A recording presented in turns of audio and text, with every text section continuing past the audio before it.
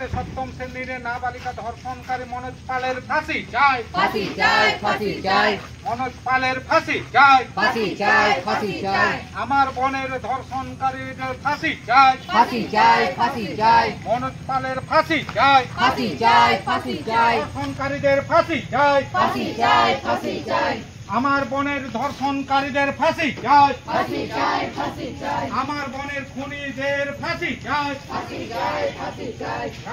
আমাদের বিক্ষোভ হচ্ছে যে রামপুর হাটে আমাদের ছোট্ট বোন বাহা কিস্কুকে যেভাবে নৃশংসভাবে ধর্ষণ করে খুন করা হয়েছে, 3 টুকরো করা হয়েছে, তার প্রতিবাদে আজকে আমাদের এই বিক্ষোভ সভা এবং সেই ধর্ষণকারী মনোজ পালের ফাঁসির দাবিতে আমাদের মিছিল হয় এবং তার কুশপুতলিকা দাহন করা হয়। মনোজ পালের ফাঁসি চাই, ফাঁসি চাই, ফাঁসি চাই, মনোজ পালের ফাঁসি চাই, ফাঁসি চাই, ফাঁসি চাই। রামপুরের হাটে যে ঘটনা হয়েছে আমাদের আদিবাসী মেয়ের উপর, ক্লাস 7 এর মেয়েকে যে একটা শিক্ষক যেভাবে নির্যাতন করেছে, এই যে 20 দিন ধরে ওকে আটকে রেখে ওর উপর ধর্ষণ করার পর তারপর ওকে 3 পিস করে একটা জলাশয়ের মধ্যে বস্তাবন্দি করে ফেলে দেওয়া হয়েছে।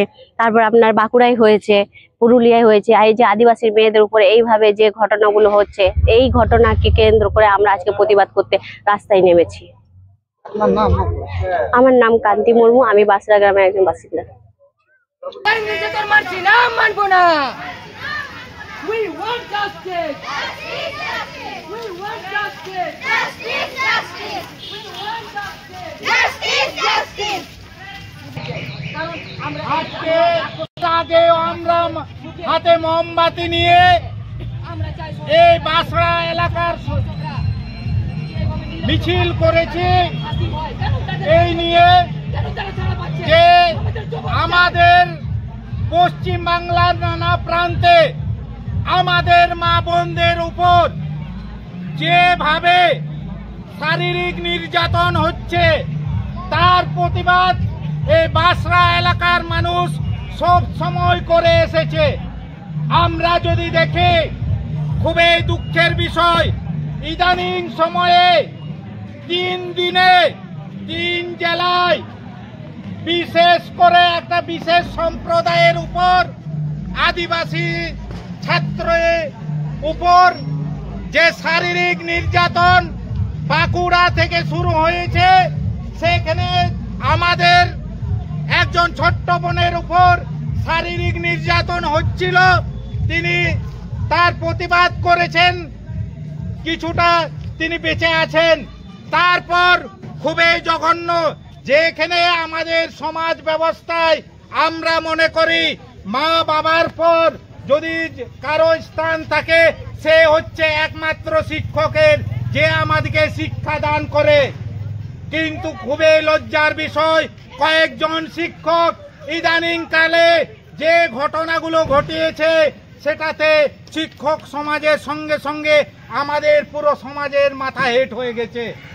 সেটার নিদর্শন হচ্ছে পুরুলিয়ার বড় থানার ওখানে একটা আদিবাসী হোস্টেল আছে, সেখানের যিনি হেডমাস্টার, সে হেডমাস্টার কুলাঙ্গার হেডমাস্টার, সেখানে আদিবাসী ছাত্রীদের উপর যে প্রত্যেক রাতে শারীরিক নির্যাতন করতেন, যখন একজন ছোট্ট মেয়ে তার প্রতিবাদ করেছেন, তারপরে এলাকার মানুষ বুঝতে পেরেছে যে এই মাস্টার হেডমাস্টারটা কিভাবে মেয়েদের উপর শারীরিক নির্যাতন করতেন রাত্রের বেলায়। এবং তার যে অত আন্দোলন করছি এবং খুনিদের ধর্ষকদের ফাঁসির দাবি জানাচ্ছি, তবুও এই যে ঘটনা রোখা যাচ্ছে না। এবং এটা আমরা রামপুর হাটে যে ঘটনা, সে ঘটনা রোখা যেত যদি না সে মনোজ পালকে যখন ধরা হয়েছিল প্রথমে কোন এক বিশেষ রাজনৈতিক দলের কথাতে তাকে পুলিশ না ছেড়ে দিত, তবে আমাদের যে ছোট্ট বোন বাহা কিস্কু আজকে আমাদের মাঝে থাকতো জীবিত অবস্থায়। সে পুলিশ প্রশাসনের অসহযোগিতার জন্য আমরা আমাদের ছোট বোনের 3 টুকরো আমাদেরকে দেখতে হচ্ছে। পৃথিবীর নক্কারজনক ঘটনা যে বীরভূমে ঘটলো, সেখানে কয়েকটা প্রতিবাদ ছাড়া আমরা দেখতে পাচ্ছি না, এবং বিশেষ করে আদিবাসীরা এখানে বেশি প্রতিবাদ করছে এই রামপুরহাট ঘটনার। তার সঙ্গে সঙ্গে আমরা দেখেছি এই রামপুরহাট ঘটনার আগে আমাদের পুরুলিয়ায় আদিবাসী হোস্টেলে আমাদের বোনদের উপর যেভাবে সেখানকার প্রধান শিক্ষক শারীরিক নির্যাতন করছেন, সেই প্রতিবাদ শুধুমাত্র আদিবাসীরাই করেছে। এখন পর্যন্ত যা দেখা গেছে, আমরা